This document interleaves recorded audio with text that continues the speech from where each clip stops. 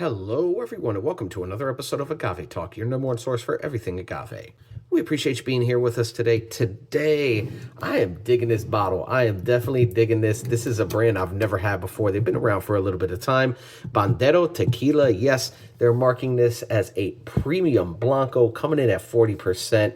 I'm gonna break down, you got, it's striking. It's a striking bottle. It looks kind of like a canteen, right? Like an old school army canteen. That's exactly what they, stylize this after. But this up here, this pyramid up here, there's some significance. You got the bandoleros on there, right? And this is all coming out of NOM 1627. Not only do I have the Blanco, but I have the Cafe offering also. So they offer both of these. I'm going to shoot a separate video, but when I shoot the Cafe video, I'm actually going to bring the Blanco back and try them side by side to see, how I could compare the two. But today, this is what I am focusing on right here, all right? So Bandero Tequila, small batch tequila, no additives. What they're using is 7-year-old mature agaves. It's coming from the highlands.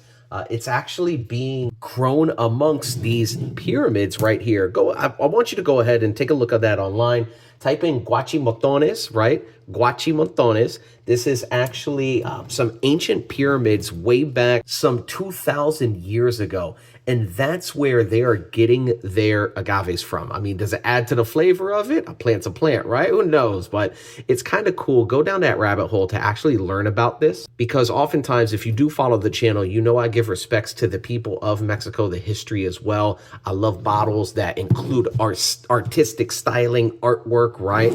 But also when we're thinking about these pyramids, this is 2,000 years ago. That's some really ancient history. And they're saying that, their Blue Weber, their agave grows in the same red clay left behind by that Mexican civilization who embraced nature, adventure, and celebrated life's precious moments.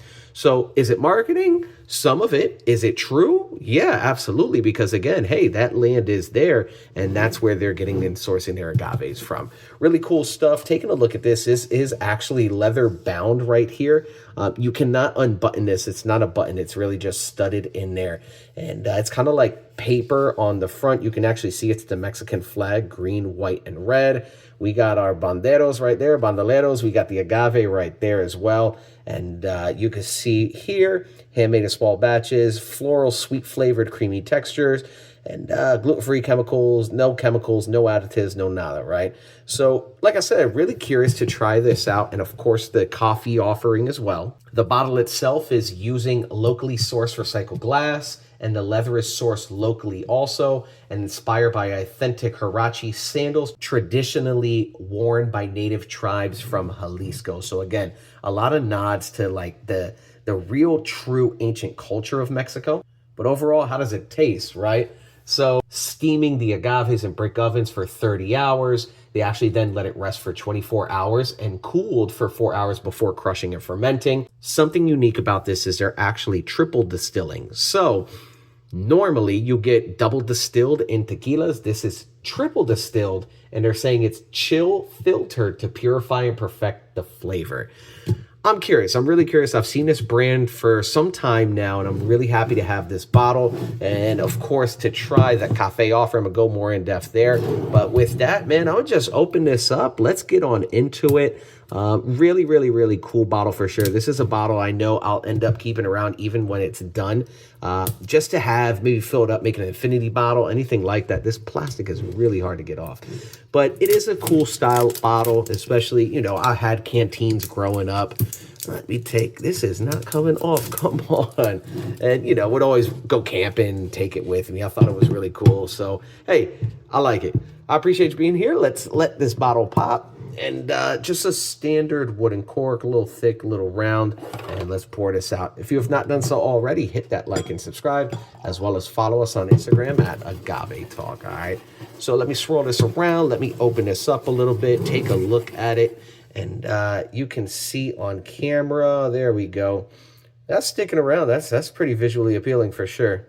It's not super, super sticky, but that is definitely sticking around. Some nice tears going down. Yeah, there we go. Man, crystal clear. They're only making, like I said, the Blanco and the Cafe offering. Taking a sniff. Oh yeah, you're definitely getting agave for sure. Oh, this is very, very, very agave forward. It's not like a super agave explosion or grenade, right? But there's definitely agave on there. You're getting that sweet, sweet agave, but it's also kind of green. You're getting a little ripe agave in there also. I'm sorry, unripe agave, like green agave in there also. But it's even kind of, it's more like vegetal green, basil, mint, bell pepper. It's kind of like the fresh, crispy green veggie side of a flavor wheel for sure. There's a little bit of ethanol on there. There's definitely a little bit of ethanol. You got some peppers, more white pepper. But overall, I mean, that's decent. If you like, an agave forward aroma, but a bit more with greenery in it, some of those green veggies, this is definitely going to be something for you. And yeah, that's decent smelling in a cup for sure. But let's take a sip, all right? Cheers. And mm, mm, mm, mm. Mm.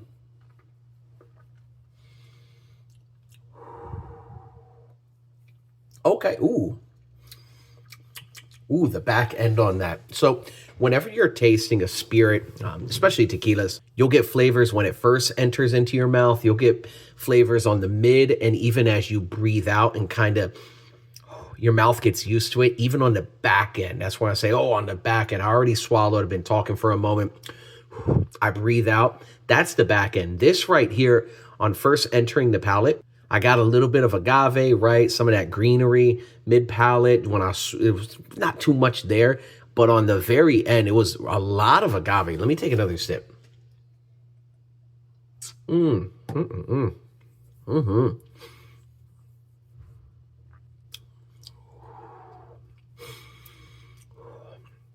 It's even herbaceous a little bit, kind of floral too.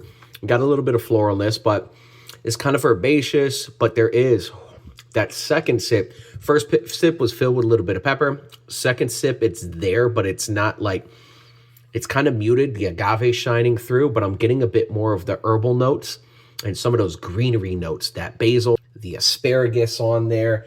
I can even say it's a little bit of like olive brine, right?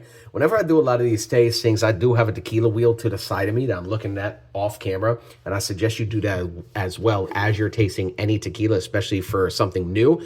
Have that. See what you can pick out as you're tasting. Let me take this last sip.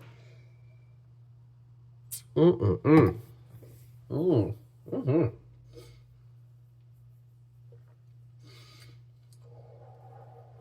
Oh, yeah. That's good. That's good. I am feeling it, like I said, a bit more on the back end after I breathe out and kind of talk. I'm getting a bit more flavors. I'd be very curious, that extra triple distillation. With that triple distillation, you're kind of taking a bit away from the spirit. I would love to try this just double distilled, because there's a lot of notes in there, but it does just feel a little bit watery upon entering in that mid palate. At the very end, you're getting some of those prominent flavors that you want from a tequila blanco, but that triple distillation is going to give it a bit of a lighter body, but a cleaner taste. I mean, I would love Bandero. I would love to try a double distillation of this. And I think that would bring a bit more of that character and that body that's there. Too light, give it a bit more of that agave flavor for sure. And man, I don't know. I would love to try. I'm not sure if it can happen or not, but definitely I think that triple distillation is just giving it a bit of a lighter taste. And for me, I would love to have a bit of a bolder taste. So really curious. This is decent. I like this for sure. Bandero, I'm digging the bottle, absolutely. And like I said, I will be bringing in next week that cafe. Try this out, and I'm going to put them head to head for sure, and I'll teach you all about this, all right? I appreciate you being here. If you have not done so already, hit that like and subscribe, as well as follow us on Instagram at Agave Talk. Take care, everybody.